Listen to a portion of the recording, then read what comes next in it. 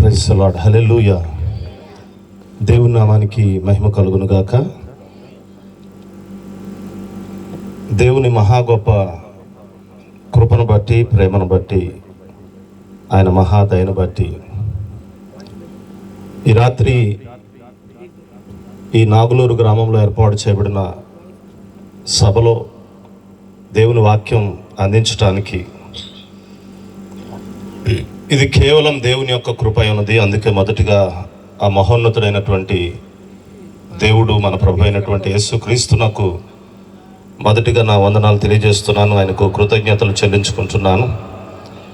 అలాగే మరి ఈ రాత్రి ఈ యొక్క సభలలో మొదటి దినపు కూడికలో దేవుని వాక్యాన్ని అందించడానికి ప్రేమతో నన్ను ఆహ్వానించినటువంటి దైవజనులు, ప్రియ స్నేహితులు పాస్టర్ నాని గారికి కూడా నా ప్రత్యేకమైనటువంటి వందనాలు తెలియజేస్తున్నాను. అమ్మగారికి, అలాగే సంఘం అంతటికి కూడా, సంఘ పెద్దలందరికీ కూడా నా ప్రత్యేకమైన వందనాలు తెలియజేస్తున్నాను. అలాగే వేదిక మీద ఉన్నటువంటి దైవజనులు, మాకు చాలా సుపరిచితులు, స్నేహితులైనటువంటి పాస్టర్ జీవన్ గారికి కూడా నా ప్రత్యేకమైన వందనాలు చెల్లిస్తున్నాను. అలాగే మరి పాస్టర్ సుధాకర్ గారిని బట్టి కూడా నేను వారికి వందనాలు తెలియజేస్తూ ఉన్నాను. మరి రాత్రి ఈ నాగులూరు గ్రామంలో ఏర్పాటు చేయబడినటువంటి యేసుక్రీస్తు సువార్త సభలో పాలుపంపులు పొందడానికి వచ్చిన మీ అందరికీ కూడా ప్రభువైన యేసుక్రీస్తు నామంలో నా యొక్క వందనాలు తెలియజేస్తూ ఉన్నాను. మంచిది, సమయంలో మనం అందరం కూడా ఒక చిన్న వాక్య భాగాన్ని చదువుకొని మనం అందరం కూడా ముందుకు వెళదాం. పరిశుద్ధ గ్రంథంలో నుండి కీర్తనల గ్రంథము 36వ అధ్యాయము 7వ వచనాన్ని చదువుతాను. ఆ తర్వాత మరొక వాక్య భాగాన్ని కూడా చదవాలని నేను ఆశపడుతూ ఉన్నాను. మొదటిగా 36వ కీర్తన 7వ వచనం. దేవా, నీ కృప ఎంతో అమూల్యమైనది, నరులు నీ రెక్కల నీడను ఆశ్రయించుచున్నారు. అలాగే రూతు గ్రంథము 221వ పేజీలో 2వ అధ్యాయము, రూతు గ్రంథం 2వ అధ్యాయము 11వ వచనాన్ని అలాగే 12వ వచనాన్ని చదువుతుండగా శ్రద్ధగా ఆలకించుదాం. నీవు నీ తల్లిదండ్రులను, నీ జన్మభూమిని విడిచి ఇంతకు ముందు నువ్వు ఎరుగని జనమునొద్దకు వచ్చితివి. యెహోవా నువ్వు చేసిన దానికి ప్రతిఫలం ఇచ్చును. ఇశ్రాయేలీల దేవుడైన యెహోవా రెక్కల క్రింద సురక్షితంగా నుండునట్లు నువ్వు వచ్చితివి. ఆయన నీకు సంపూర్ణమైన బహుమానం ఇచ్చునని ఆమెకు ఉత్తరము ఇచ్చెను. దేవుడు ఈ చదవబడినటువంటి వాక్యం మన వినికిడిలో దీవించి ఆశీర్వదించును కాక. ఆమేన్. అందరూ దయచేసి కూర్చుందాం.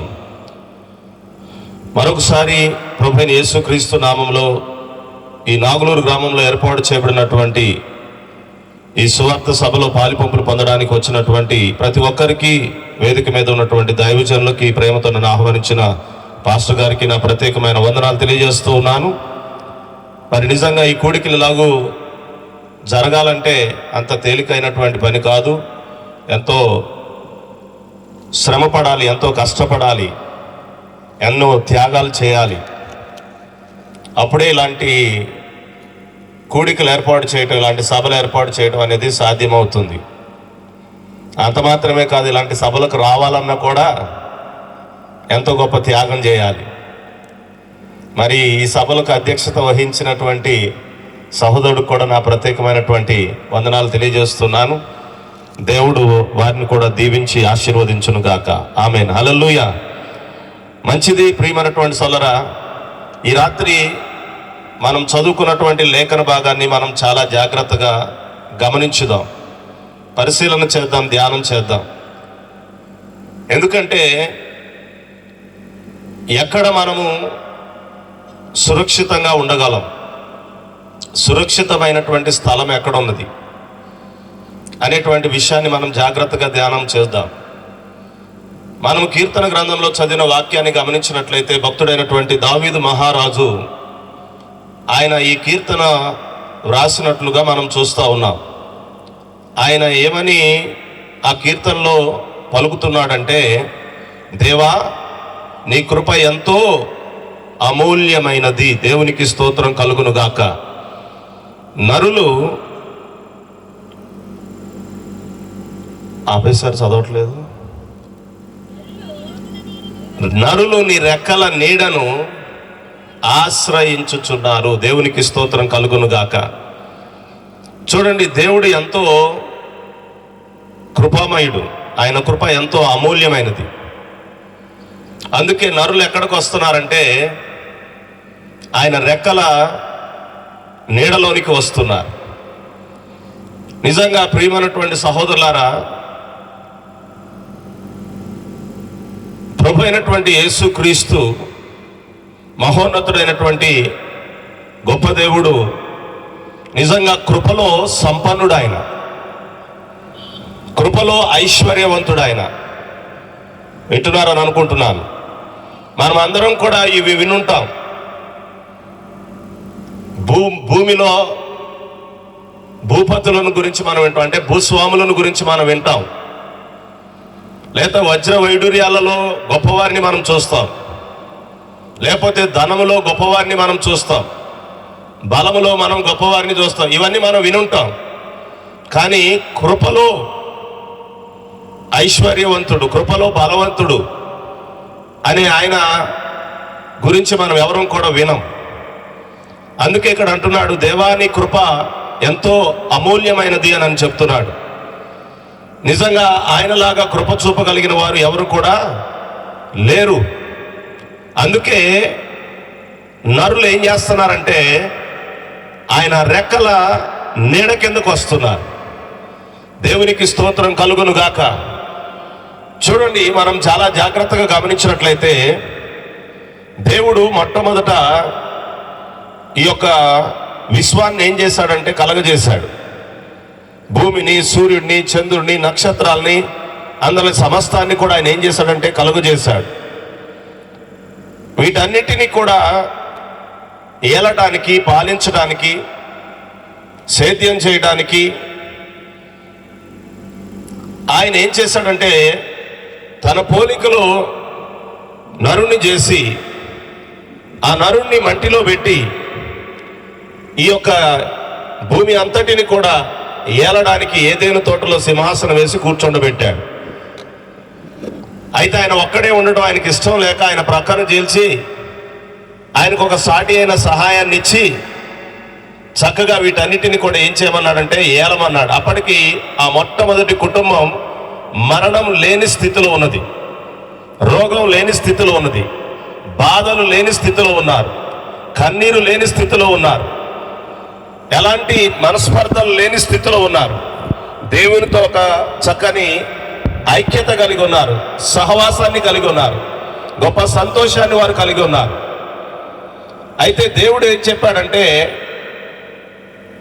ఈ తోటలో ఉన్న ఏ వృక్ష ఫలాలనైనా మీరు తినొచ్చు నిర్భ్యంతరంగా, కానీ మంచి చెడులో తెలివినిచ్చే ఆ వృక్ష ఫలాన్ని మాత్రం మీరు తినొద్దు, అది తినమని మీరు ఏమవుతారంటే నిశ్చయముగా చనిపోతారన్నాడు. ఆ యొక్క తోటలో ఒక జంతువు ఉన్నది, సర్పం. ఆ సర్పంలోనికి సాతానుగాడు ప్రవేశించాడు. ఆ సాతానుగాడు ఎప్పుడైతే సర్పంలోనికి ప్రవేశించాడో ఆ సర్పం యుక్తి కలిగింది కనుక ఎలాంటి యుక్తికరమైనటువంటి మాటలు చెప్పేదో ఒక మొత్తానికి అవ్వమ్మ గారిని ఏం చేసిందంటే బోల్తా కొట్టేశాడు. కొట్టేసి తినకూడని వృక్షఫలాన్ని తినేటట్లు చేశాడు. దాని ఫలితంగా వారు దిగంబరులుగా అయ్యారన్న సంగతి వారికి అర్థమైంది.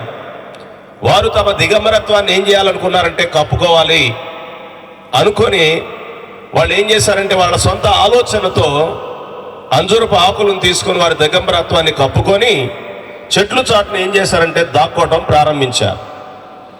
అయితే ప్రతిరోజు దేవుడితో ఒక అన్యోన్యమైన సహవాసం కలిగినటువంటి కుటుంబం కాబట్టి దేవుడు ప్రతిరోజు కూడా వారి దగ్గరకు వచ్చి సాయం పూట చక్కగా వారితో కలిసి ఆనందిస్తూ ఉండేవాడు, వాళ్ళతో మాట్లాడుతూ ఉండేవాడు, వాళ్ళతో సహవాసం చేస్తూ ఉండేవాడు. వారు కూడా ఎప్పుడు ఆయన రాక కోసం ఏం చేస్తూ ఉండేవాళ్ళు అంటే ఎదురు చూస్తూ ఉండేవాళ్ళు. కానీ ఆ రోజు ఏది ఆ సాతాను గాడి యొక్క మాట విని తినకూడని వృక్షఫలాన్ని తిని వారు దిగంబరులని తెలుసుకొని తమ దిగంబరత్వాన్ని కప్పుకోవడానికి వారి సొంత జ్ఞానం చేత అంజూరపు ఆకుల చేత వారి దిశబల్ల సిగ్గును కప్పుకొని వారు దేవునికి ఏమయ్యారంటే దూరం అయిపోయి చెట్లు చాటున దాక్కున్నారు. ప్రియమైనటువంటి సహోదరులారా, ఈరోజు చాలా జాగ్రత్తగా గమనించాల్సినటువంటి విషయం ఇదే. ఈరోజు మానవుడు ఏమనుకుంటున్నాడంటే తన జ్ఞానంతో, తన తెలివితో, తన సామర్థ్యంతో తన పరిస్థితులన్నిటినీ ఆయన ఏం చేయగలను అనుకుంటున్నాడంటే చక్కబెట్టుకోగలను అని అనుకుంటున్నాడు. కానీ గుర్తుపెట్టుకోండి ప్రియమైనటువంటి సోదరా, మన స్వబుద్ధిని మనం ఆధారం చేసుకున్నప్పుడు, మన సొంత జ్ఞానాన్ని మనం ఆధారం చేసుకున్నప్పుడు అది ఎంత మాత్రము కూడా మనల్ని ఏం చేయలేదంటే రక్షించలేదు, కాపాడలేదు అన్నటువంటి సత్యాన్ని ఆ మొట్టమొదటి మానవుల్లో నుంచి మనం తెలుసుకోవచ్చు. అందుకని ఆయన తెలివి ఎంత మాత్రమో చూడండి, తన దిగంబరత్వాన్ని కప్పుకోవడానికి ఒక అంజూరపు ఆకును కచ్చడంగా చేసుకొని కుట్టుకుంటే చెట్లు చాటును దాక్కుంటే తన దిగంబరత్వం దాగుతుందని అనుకుంటున్నాడు. ఈరోజు మనుషులమైనటువంటి మనం కూడా మనం చేసినటువంటి పాపాలు, శాపాలు అన్నిటినీ కూడా కప్పుకోవడానికి ఏదో మానవుడు తలంచినటువంటి విధానం క్రింద, పద్ధతుల క్రింద, ఆలోచనల క్రింద, క్రమాల కింద, కట్టుబాట్ల క్రింద దాక్కుంటే మన పరిస్థితులన్నీ చక్కబడతాయని మనం అనుకుంటున్నాం. కానీ ప్రియమైనటువంటి సోదరులారా, అలాగ జరిగే అవకాశమే లేదు. కానీ ఆ కుటుంబంతో సహవాసం చేయడానికి ఆ మహోన్నతుడైనటువంటి దేవుడు దిగి వచ్చినప్పుడు ప్రతిరోజు ఎదురు చూస్తున్నటువంటి ఆ కుటుంబం ఆ రోజు ఎదురు చూడటం లేదు. ఎంతో ఆశతో కనిపెడతా ఉండేవారు, ఎంతో ఆశతో ఎదురు చూస్తూ ఉండేవారు. కానీ ఆ రోజు వారు కనబడటం లేదు. ఎందుకంటే వారు దిగంబరులను తెలిసిపోయి చెట్లను చాటును దాక్కున్నారు, అందరూ పాకులు చుట్టుకొని. అయితే దేవుడు నిజంగా వారిని వెతుకుతున్నాడు. చూడండి, మనం ఆయనను వెతకలేదు, ఆయనే మనల్ని వెతుక్కుంటా వచ్చాడు. మనం ఆయనను ప్రేమించలేదు, ఆయనే మొదటిగా మనల్ని ప్రేమించాడు. అందుకనే ప్రతిరోజు ఎంతో ఆయనతో ఆనందంగా, సంతోషంగా సహవాసించే ఆ కుటుంబం ఆయన కనబడబోయేసరికి, నిజంగా ఆయనకు దూరం అయిపోయేసరికి నిజంగా ఆయన ఏం చేస్తున్నాడంటే వెతుకుతున్నాడు. ఆయన ఆదామా, ఆదామా నువ్వు ఎక్కడున్నావు? చూడండి ప్రియమైనటువంటి సోదరా, అందుకే పాపులను రక్షించడానికి క్రీస్తు యేసు ఈ లోకమునకు వచ్చిన మాట నమ్మదగినది.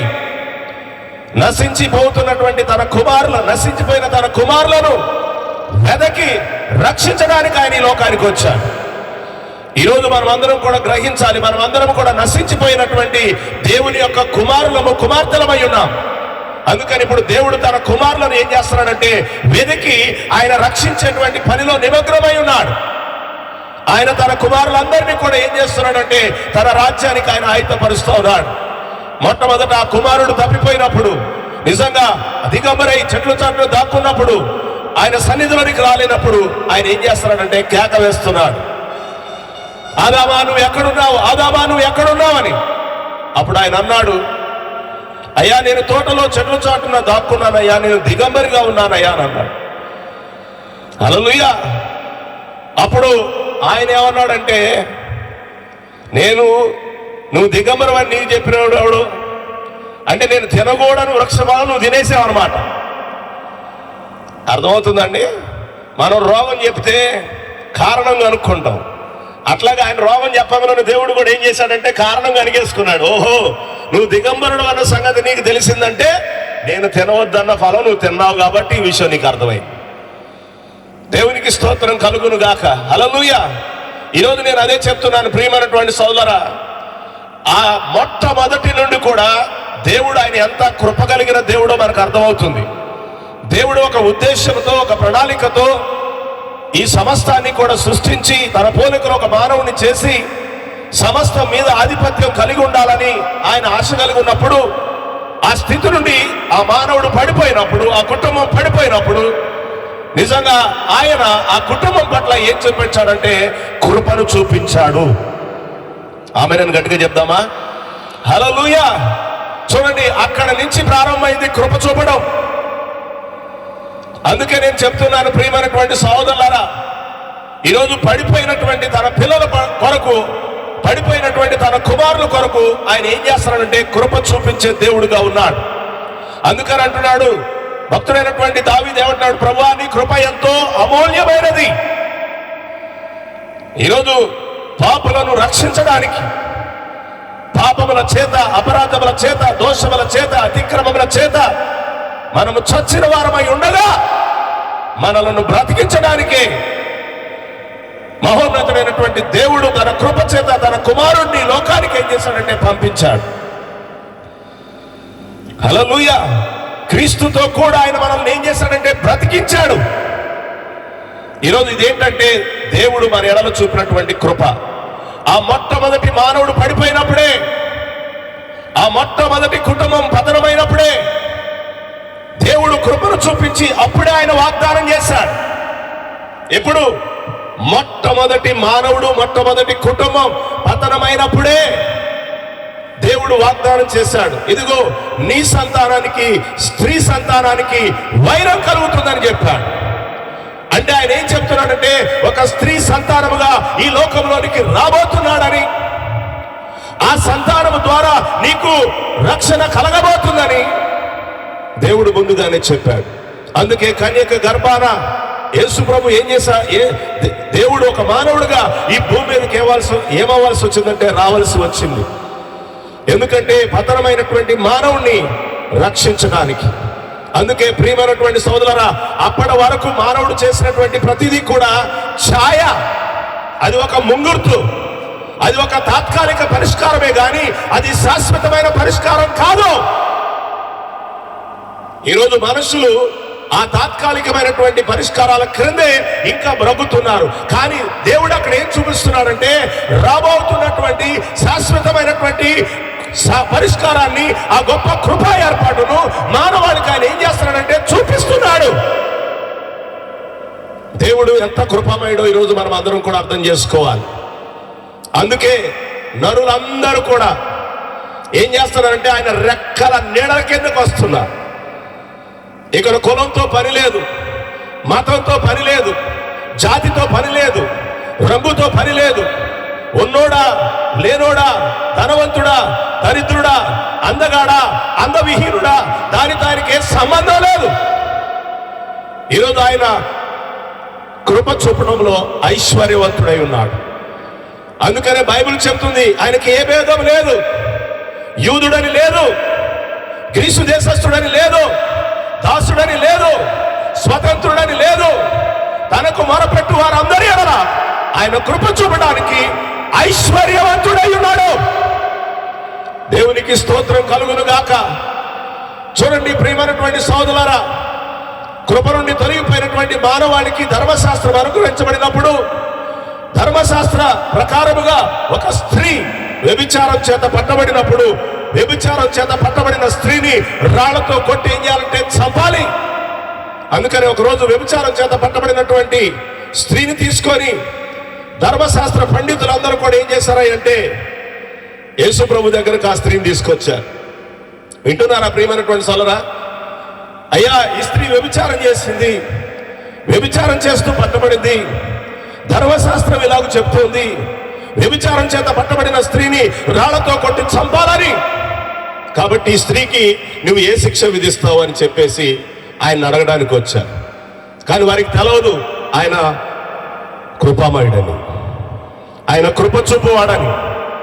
అందుకని ఆయన ఏం చేశాడంటే వారి మాటలన్నీ విని కిందకు ఆయన శిరస్సు వచ్చి చేతి వ్రేలుతో నేల మీద ఏదో రాయడం ప్రారంభించాడు.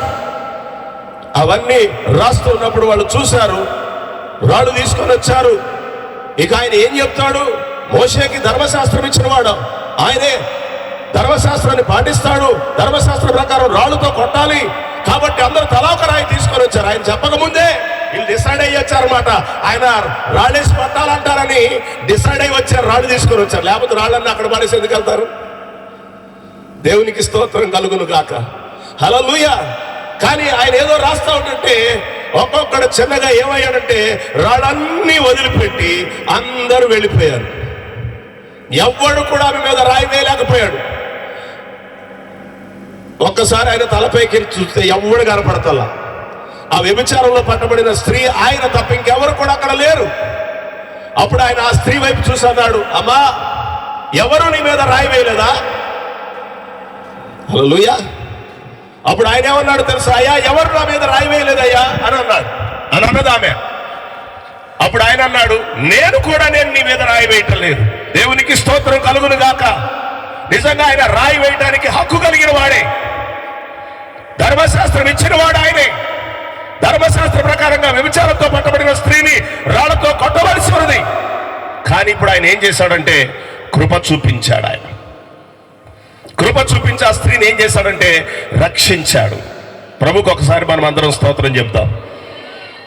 ఆయన అన్నాడు, నేను కూడా నీ మీద రాయి వేయటలేదు, కాబట్టి ఇక మీదట నువ్వు పాపం చేయకుండా బ్రతకమని చెప్పి వదిలేశాడు. ఎందుకు నేను ఈ మాట చెబుతున్నానంటే, ప్రియమైనటువంటి సహోదరులారా, ఈరోజు ఎంత ఘోర తప్పిదములో ఉన్నప్పటికీ కూడా ఈరోజు నువ్వు ఆయన దగ్గరకు వస్తే, ఆయన రెక్కల నీడకు అందుకొస్తే, నిన్ను ఆయన ఏం చేయడానికి సమర్థుడంటే కృప చూపి నిన్ను రక్షించడానికి ఆయన చాలినటువంటి దేవుడై ఉన్నాడు. అదే భక్తుడైనటువంటి దావీదు మహారాజు చెప్తున్నాడు. ఏమని? దేవా, నీ కృప ఎంతో అమూల్యమైనది, అందుకే నరులు నీ రెక్కల నీడ కిందకు వస్తున్నారు. ఈ రాత్రి మనం అందరం కూడా గ్రహించాలి. ఈరోజు నువ్వు ఎలాంటి స్థితిలో ఉన్నావో నాకు తెలియదు నా ప్రియమైనటువంటి సోదరుడా. ఎలాంటి సమస్యతో సతమతమవుతున్నావో నాకు తెలియదు. ఎలాగో ఈ లోకం చేత నీవు నిందించబడుతున్నావో, లేకపోతే నెపముల చేత నెపములు మోపబడుతున్నావో నాకు తెలియదు. నిన్ను దోషి అంటున్నారో, పాపి అంటున్నారో, అపరాధి అంటున్నారో, నీవు దొంగ అంటున్నాడో, దుర్మార్గుడు అంటున్నారో నాకు సంబంధం లేదు. కానీ ఈరోజు నేను మీతో చెప్పకూడదు ఒకటే, నువ్వు ఎవరు అయినప్పటికీ నీవు ఆయన రెక్కల నీడకి ఎందుకు వచ్చి నువ్వేమవ్వచ్చు అంటే నువ్వు సురక్షితంగా ఉండే అవకాశం నీకున్నదే. అందుకే ఈరోజు మనం అందరం కూడా విషయాన్ని, ఆయన కృప ఎంతో అమూల్యమైనది. ఒకసారి దేవుడు తన ప్రజలను రక్షించడానికి మహిమను వీడి మానవుడిగా ఈ భూమి మీదకి దిగి వచ్చాడు. ఎందుకంటే మొట్టమొదటి రోజే మానవుడు పతనమైపోయినప్పుడు కృప చూపి ఆయన వాగ్దానం చేశాడు, స్త్రీ సంతానంగా వస్తానని. ఆయన స్త్రీ సంతానంగా వచ్చాడు. ఆయన మానవుడుగా 100% దేవుడు, 100% మానవుడు ఆయన భూమి మీదకు దిగి వచ్చాడు. జాగ్రత్తగా వినండి ప్రియమైనటువంటి సోదరా. ఆయన తన సొంత ప్రజలకు తనను తాను ప్రత్యక్షపరుచుకుంటున్నాడు. అనేక అద్భుతాలు, అనేక సూచక్రియలు, అనేక మహత్కార్యాలు. కుంటి వారికి నడకనిస్తున్నాడు, మోగవారికి మాటనిస్తున్నాడు, గుడ్డి వారికి చూపునిస్తున్నాడు. అవునా? కుష్ఠరోగులను బాగు చేస్తున్నాడు, మృతులను సజీవులను చేస్తున్నాడు, బీదలకు సువార్తను ప్రకటిస్తున్నాడు. ఇవన్నీ కూడా చేయటం ద్వారా గుర్తించాలి, ఈయన ఎవరో కాదు కానీ ఈరోజు దేవుడు అయ్యున్నాడని గ్రహించాలి. దేవుడే మానవుడుగా దిగి వచ్చాడని గుర్తించేటట్లుగా చేయాలని అనుకున్నాడు. కానీ కొంతమంది గుర్తిస్తున్నారు, కొంతమంది గుర్తించలేకపోతున్నారు. అయితే ఇక్కడ నా ప్రశ్న ఏంటంటే, ఎవరు గుర్తించినా గుర్తించకపోయినా ఇశ్రాయేలీయులు అనబడినటువంటి తన సొంత ప్రజలు ఆయనను గుర్తించాలి అని ఆయన ఎంతో ఆశపడుతున్నాడు. కానీ విచిత్రం ఏంటంటే, అనేక వందల సంవత్సరాల క్రితమే ప్రవక్తల ప్రవచనాల ద్వారా ఇదిగో నేను గాడిదనెక్కొస్తానని చెప్పాడు, ఇదిగో నేను బెత్లెహేములో పుడతానని చెప్పాడు, ఇదిగో నేను కన్యక గర్భాన పుడతానని చెప్పి, కన్యక గర్భవతి కుమారుని కంటుంది, ఆయన తన ప్రజలను వారి పాపం నుండి రక్షిస్తాడని చెప్పాడు. ఇవన్నీ కూడా లేఖనాల ప్రకారంగా నెరవేర్చబడుతూ ఉన్నాయి. ఆయన వచ్చినప్పుడు ఏ పరిచయం చేస్తాడో లేఖనాల్లో రాయబడినట్టుగా అవన్నీ చేస్తానే ఉన్నాడు. అవన్నీ ప్రజలు చూస్తూనే ఉన్నారు. కానీ యేసును వారు గుర్తుపడటం లేదు, యేసును వారు గ్రహించలేకపోతున్నారు. దేవునికి స్తోత్రం కలుగును గాక. చూడండి ప్రియమైనటువంటి సోదరా, నిజంగా ఆయన సొంత ప్రజలు ఆయనను గుర్తించలేని పరిస్థితిలో నిజంగా అన్యులు గుర్తిస్తున్నారు. అమ్మా, వింటున్నారు నేను చెప్పేది? ఇశ్రాయేలీలు ఆయనను అర్థం చేసుకోలేని పరిస్థితిలో అన్యులు ఆయనను అర్థం చేసుకోగలుగుతున్నారు. అందుకనే ఆయన ఆశ్చర్యపోతున్నాడు, అసలు ఇశ్రాయేలీల్లో ఇలాంటి విశ్వాసాన్ని నేను కనుగొనగలనా అంటున్నాడు. ఒకసారి ఒక శతాధిపతి తన దాసుడు పక్షవాయు రోగంతో బాధపడతా ఉంటే తన దాసుడిని పక్షవాత రోగం నుంచి విడిపించడానికి యేసు దగ్గరకు వచ్చాడు. ఎందుకంటే పక్షవాతానికి మందు లేదు. కరెక్టేనా? దేవునికి స్తోత్రం కలుగును గాక. మందు లేని రోగం అది. ఆయన శతాధిపతి, ఆయన దగ్గర డబ్బు ఉంది, ఆయన వైద్యం చేపించగలడు. కానీ వైద్యంతో అయ్యే పని కాదు. ఈరోజు ఆ పక్షవాయు రోగి కోసం, ఒక దాసుడు కోసం అన్యుడైనటువంటి శతాధిపతి యేసు దగ్గరకు వచ్చాడు. వింటున్నారా ప్రియమైనటువంటి సోదరా? ఈరోజు మనం కూడా ఇతరుల కొరకు ఎవరి దగ్గరికి రావాలి? నీ కుటుంబం కొరకు ఎవరి దగ్గరికి రావాలి? నీ భార్య కొరకు ఎవరి దగ్గరికి రావాలి? నీ భర్త కొరకు ఎవరి దగ్గరికి రావాలి? నీ పిల్లల కొరకు నువ్వు ఎవరి దగ్గరికి రావాలి? ఈరోజు నేను అంటున్నాను, నువ్వు ఆశ్రయించదగిన వాడు ఆయనే.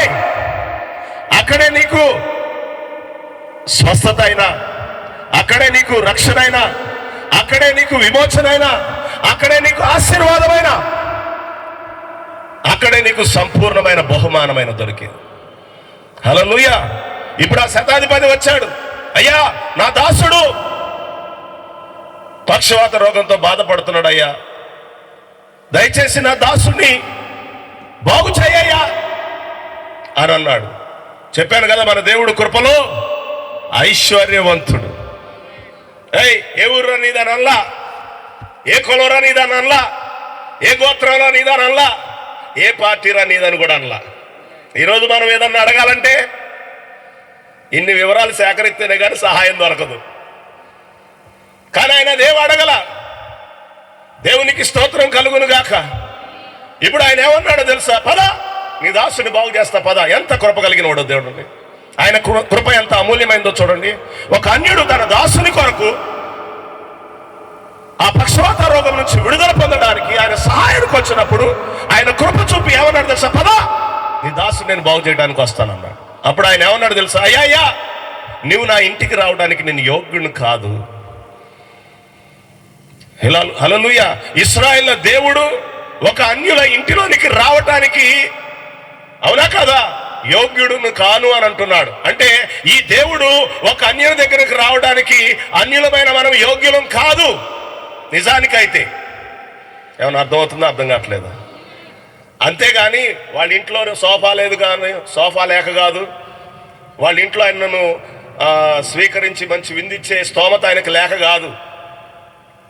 అర్థమైందండి? శతాధిపతి అంటే 100 మంది సైనికుల మీద రోమా గవర్నమెంట్లో ఒక ఉద్యోగి ఆయన ఇల్లు చాలా ఇద్దరు భవనం లాగా ఉంటుంది. యేసును చేర్చుకోగలిగినటువంటి స్తోమత ఆయనకుంది, ఆయనకి ఇవ్వగలిగిన ఆతిథ్యం ఇవ్వగలిగిన సత్తా కూడా ఆయనకుంది. కానీ ఎందుకు నా ఇంటికి రావడానికి యోగ్యుడు కాదు అంటున్నంటే, ఇతను ఒక అన్యుడు. ఈ పరిశుద్ధుడైనటువంటి దేవుడైనటువంటి యేసయ్యను, అర్థమవుతుందండి, తన ఇంటిలోనికి రావడానికి నేను యోగ్యుని కానంటున్నాడు. ఎందుకంటే ఈ దేవుడు అసలు అన్యుల ఇంట్లోనికి అడుగు పెట్టడానికి మనం యోగ్యులం కాదు. అందుకే బైబిల్ చెప్తుంది, దేవుడు లేని మనకు ఆయన దేవుడు అయ్యాడు. ఆయన పిల్లలమని చెప్పుకోవడానికి యోగ్యత లేని మనల్ని ఆయన తన పిల్లలుగా చేసుకున్నాడు. అందును బట్టి మనం ఎంత సంతోషించాలో తెలుసా? అయితే ఆయన ఏమన్నాడు తెలుసా? అయ్యా, నా ఇంటికి రావడానికి నేను యోగ్యుని కాను. అయితే నాకు ఒక విషయం తెలుసయ్యా, నేను ఒక అధికారిని, ఒకడు రమ్మంటే పోతాడు, ఒకడు రమ్మంటే వస్తాడు, ఒకడు పొమ్మంటే పోతాడు అని అన్నాడు. అలాగా? అయితే నీకు కూడా అధికారం ఉందయ్యా. నేను ఒకడిని రమ్మంటే వస్తాడు, పొమ్మంటే పోయినట్లుగా నువ్వు కూడా నీ అధికారం చేత నువ్వు గద్దిస్తే ఆ యొక్క రోగం వెళ్ళిపోద్దయ్యా అని అన్నాడు. అసలు ఆ దెబ్బకు ఆయన ఆశ్చర్యపోయాడు. తన సొంత ప్రజలేమో ఆయనను దయ్యం పట్టినోడని, బయల్జెబూబని, మాంత్రికుడని, రకరకాల అక్రమంగా పుట్టినోడని రకరకాల పేర్లు పెడుతున్నారు సొంతోళ్ళు. కానీ ఒక అన్యుడు వచ్చి ఏమంటున్నాడు తెలుసా? నీకు అధికారం ఉందని నేను ఎరుగుదును అని అంటున్నాడు. ఈరోజు సొంత ప్రజలకు అర్థం కావటం లేదు, కానీ అన్ని జనులకు ఆయన అర్థమవుతున్నాడు. ప్రభుకు ఒకసారి స్తోత్రం చెబుదామా? హల్లెలూయా అని గట్టిగా చెబుదామా? ఈరోజు మన ఇంటిలో మనము ఆయనను స్వీకరించడానికి మనం యోగ్యత లేని వారం. మన ఇంట్లో ఆయనకు అడుగు పెడతానికి మనం చాలిన వారం కాదు. అయినా ఈరోజు ఆయన మనకు దేవుడుగా ఉండడానికి, మనల్ని తన బిడ్డలుగా చేసుకోవడానికి ఆయన ఇష్టపడ్డాడు. మనకు ఒక అవకాశాన్ని కూడా ఇచ్చాడు ఆయన. అందును బట్టి మనం దేవునికి ఎంతగానో స్తోత్రం చెల్లించాలి. ఈరోజు ఆయన ఒక మాట సెలవిస్తే ఏమైందో తెలుసా? ఆ పక్షవాయు రోగి బాగుపడిపోయాడు. నీ దాసుడు బాగుపడ్డాడు, పో అని అన్నాడు. అంతే, విశ్వసించి వెళ్ళిపోయాడు. అంతే. మనం ఇక్కడ ఒక అయ్యగారు ప్రార్థన చేస్తే మనం ఇంకొక అయ్యగారి దగ్గరికి వెళ్తాం. ఈ అయ్యగారు ప్రార్థన అయిపోతే ఒకే ఆమె ఎంతమంది అయ్యగారులు ఉంటే అంతమంది అయ్యగారు ప్రార్థన చేసి అమ్మ యేసు ప్రభునందు విశ్వసించు, ఆయన నీ కొరకు దెబ్బలు తిన్నాడు, ఆయన నీ రోగాలను భరించాడు, ఆయన నీ పాపశాపాలు మోస్తాడు, ఆయన నీ కొరకు మరణించాడు, ఆయన నీ కొరకు పాతి పెట్టబడ్డాడు, నీ వెలంతా చెల్లించి నీకు విడుదలిచ్చాడు, విశ్వాసంతో ప్రార్థించాను, నమ్మి వెళ్ళు, నీకు స్వస్థత కలుగుతుందంటే వెళ్ళరు. ఇంకొక అయ్యగారి దగ్గరికి వెళ్తారు, ఇంకొక అయ్యగారి దగ్గరికి, ఎంతమంది అయ్యగారులు ఉంటే అంతమంది. ఈయనేమి అన్యుడి దగ్గరికి అసలు చేయలా, ఏమేలా, ఏం చెప్పలా, నీ దాసుడు బాగుపడ్డాడు పో అంటే నమ్మి వెళ్ళిపోయాడు. నమ్ముట నీ వలన అయితే నమ్మువానికి సమస్తము సాధ్యమేనంట. ఈరోజు మనం అదే ఎన్ని సంవత్సరాల నుంచి ఆయన నీ కొరకు ఏం చేశాడో చెప్తుంటే మనం ఏం చేయలేకపోతున్నాం అంటే నమ్మలేకపోతున్నాం. అందుకే యెషయా భక్తుడు అన్నాడు, ప్రభువా మేము తెలియజేసిన సమాచారం ఎవడు నమ్మానయ్యా?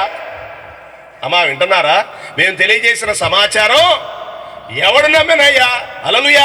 ఏంటయ్యా అంటే మేము తెలియజేసిన సమాచారం, దేవుడు మానవుడుగా నీ కొరకు దిగి వచ్చాడు, నీ పాపముల వెల చెల్లించడానికి వచ్చాడు, నీ రోగములను భరించడానికి వచ్చాడు, నీ అతిక్రమముల కొరకు నలగొట్టబడడానికి వచ్చాడు, నీ శాపములను మోయడానికి వచ్చాడు, నీ అర్థమైందండి, నీ దోషముల నిమిత్తం నలగొట్టబడడానికి వచ్చాడు, నీ పాపచితమైన మరణాన్ని అనుభవించడానికి వచ్చాడు, నీ సమాధి నీ పాతాళాన్ని గెలిచి నీకు అన్నిటిలో అత్యధికమైన విజయాన్ని అనుగ్రహించడానికి వచ్చాడు. నువ్వు ఆయన యందు నమ్మిక ఉంచు అని అంటే మనకు నమ్మటం అది తల కిందలే తపస్సేసి తిరగమ్మ నడవమ్మ అంటే నడుస్తాం, డొల్లమ్మ అంటే డొల్లుతాం.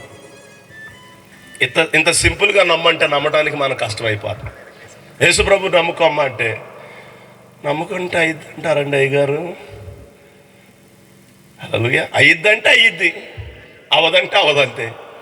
నువ్వు నమ్మగలిగితే అవుదా. అన్యుడు నమ్మాడు, వెళ్ళేసరికి ఇంటి దగ్గర నుంచి పని మనుషులు వస్తున్నారు, అయ్యా అయ్యా మన దాసుడు బాగుపడిపోయాడు ఆయన అంటారు. అప్పుడు ఆయన అక్కడితో ఆగల, అసలు ఏ టయానికి బాగుపడ్డాడు అని అడిగాడు. ఎందుకంటే ఆయన ఆ మాట పలికిన టైం కూడా నోట్ చేసుకొని వచ్చాడు ఈ శతాధిపతి. అంటే చూడండి, ఆయన అక్కడ పలికిన క్షణమే అక్కడ కార్యం జరిగిపోయింది. అలా జరుగుతుందని శతాధిపతి ఒక అన్యుడు విశ్వసించాడు. ఈరోజు నేను అది అంటున్నాను, మన ఇంట్లోనికి రావడానికి ఆయన యోగ్యుడు కాదు, అయినా ఈరోజు నీవు ఆయన రెక్కల నీడ కిందకు వస్తే ఈరోజు నీ జీవితంలో ఆయన కార్యం చేయడానికి చాలిన దేవుడుగా ఉన్నాడు. ఆమేనని గట్టిగా చెప్దామా? హల్లెలూయా అని గట్టిగా చెప్దామా? అలాగే ఇంకొక విషయాన్ని కూడా నేను మీతో చెప్పాలి. కనాను స్త్రీ అనే ఒక ఆమె ఉంది. మగవాళ్ళ గురించి చెప్పి ఆడవాళ్ళ గురించి చెప్పొద్దు, మళ్ళీ ఆడవాళ్ళు పక్షపాతంగా చెప్పాడు అయ్యగారు అనుకుంటారు. అందుకే చెప్తున్నా, కనాను స్త్రీ అనే ఒక ఆమె ఉంది. ఆమె తన కుమార్తె దయ్యం పట్టి బాధపడతా ఉంది. ఏం బట్టమ్మా? గట్టిగా చెప్పాలా? దయ్యం బట్టి బాధపడతా ఉంటే ఆ దయ్యంతో బాధపడుతున్నటువంటి ఆ కుమార్తెను తీసుకుని యేసు దగ్గరకు వచ్చింది. దావీదు కుమారుడా కరుణించయ్యా, కృప చూపించయ్యా. ఆమె నన్ను గట్టిగా చెప్దామా? చూసారా ఆయన ఎంత కృపామయుడు. ఫస్ట్ ఆయన మాట్లాడతల్లా, అయ్యా ఏదో గట్టి గట్టి కడుతుంది, ఆ సంగతి ఏంటో చూసి పంపియ్యని శిష్యులు అడుగుతున్నారు. అప్పుడు ఆయన ఏమన్నాడు తెలుసా? ఇశ్రాయేలులో నశించిన గొర్రెల యొద్దకే నేను వచ్చాను కానీ మరి ఎవని యొద్దకు నేను పంపబడలేదు అన్నాడు. దేవుడు మొట్టమొదటిసారి వచ్చింది, అర్థమవుతుందండి, ఆయన మానవుడిగా వచ్చింది ఎవరి దగ్గరకు వచ్చాడో తెలుసా ప్రియమైనటువంటి సహోదరులారా? ఇశ్రాయేలు ప్రజల కొరకు వచ్చాడు ఆయన. అందుకే దేవుడు తన శిష్యులకు అధికారం ఇచ్చి స్వస్థపరచడానికి, రోగులను బాగు చేయడానికి అధికారం ఇచ్చి, వెళ్ళండి అన్యజనుల జోలికి మాత్రం వెళ్ళొద్దు, సమరయుల మధ్యలోనికి మీరు వెళ్ళొద్దు అని అన్నాడు. అర్థమైందా? ఎందుకంటే ఆయన వచ్చిన పని ఏంటంటే ఇశ్రాయేలుని దర్శించడానికి, వారిని రక్షించడానికి, వారిని కాపాడడానికి ఆయన వచ్చారు. ఆమె నన్ను గట్టిగా చెప్దామా? హల్లెలూయా. చాలా జాగ్రత్తగా ఈ విషయాన్ని మీరు వినాలి ప్రియమైనటువంటి సోదరా. అయినా సరే ఆమె ఏమందో తెలుసా? మనం ఆ మాట ఉంటే నీకోసం నేను రాలేదమ్మా అని అనంగంలోనే మనం ఏమవుతాం? వెనక్కి తిరిగి వెళ్ళిపోతాం. వెళ్ళిపోతావా? వెళ్ళిపోవా? మాట్లాడతా లేదు.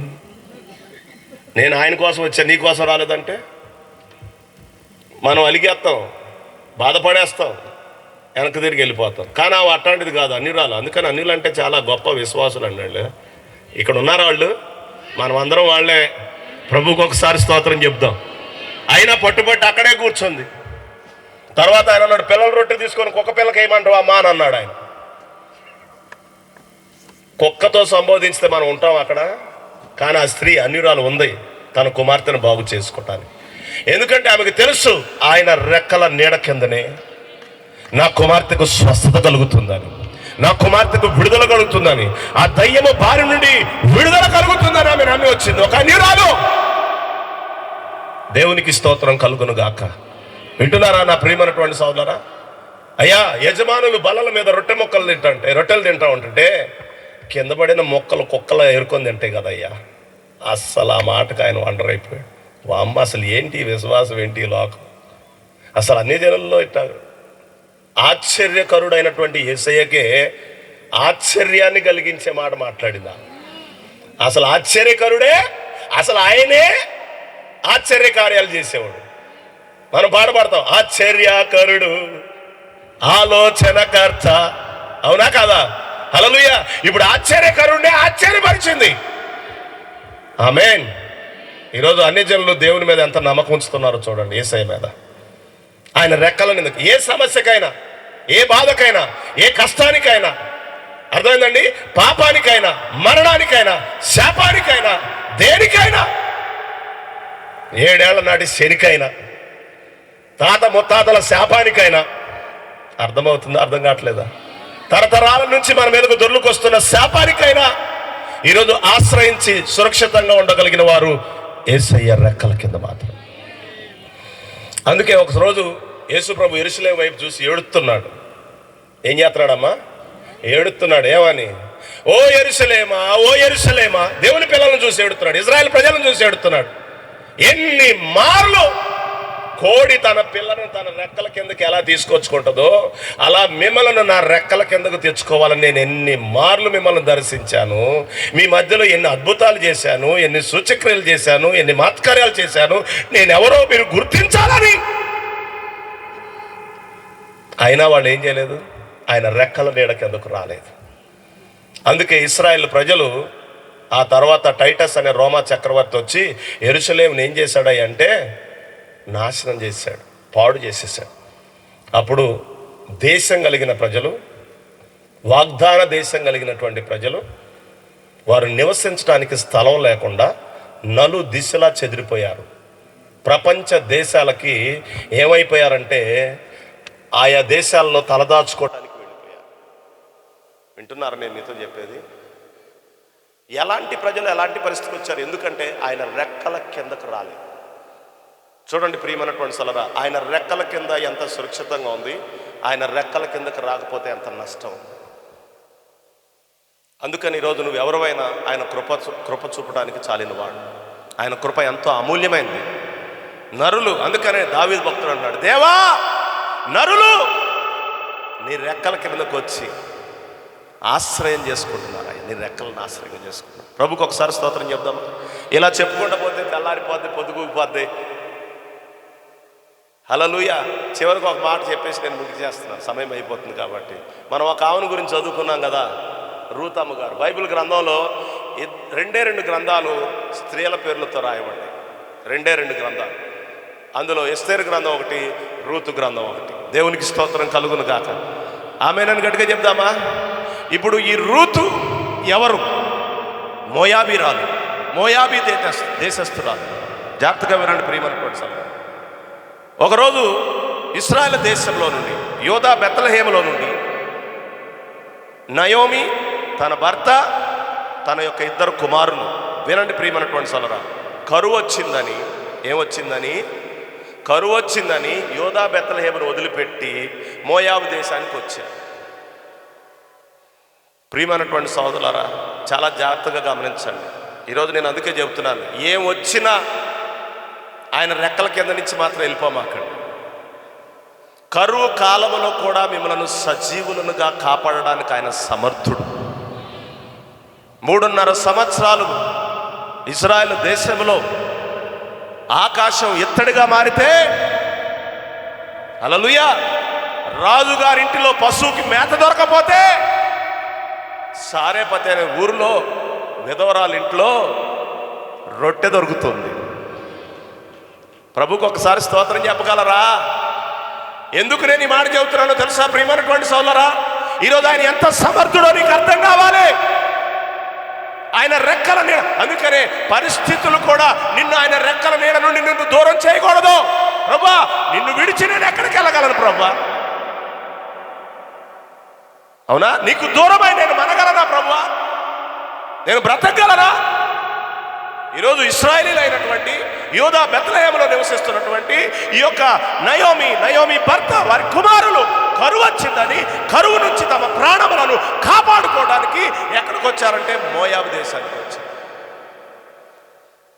మోయాబు దేశానికి వచ్చినప్పుడు కొంచెం ఫస్ట్లో వెళ్ళినప్పుడు బాగానే ఉంటుంది అమ్మ, పచ్చగా. తర్వాతే కథ అంత ఉంటుంది. అసలు కొన్ని రోజులకి భర్త చచ్చిపోయాడు. అమ్మ వింటున్నారా? ఎక్కడ సురక్షితంగా ఉందామని వెళ్ళాడో అక్కడ అపాయాలు ఎదురైనాయి. మొదట భర్త చచ్చిపోయాడు. హల్లెలూయా. భర్త ఉండగానే పాపం పిల్లలకు పెళ్లిళ్ళు చేశారు. మళ్ళీ ఎవరిని చేశారు? మోయాబీ స్త్రీలనిచ్చి పెళ్లి చేశారు. మోయాబీలు అంటే అక్రమ సంతానం. తండ్రి కుమార్తెలు కలిసి సైనిస్తే పుట్టినోళ్ళు, అంత అక్రమ సంతానం వాడు. వింటున్నారా ప్రియమైనటువంటి సోదరా?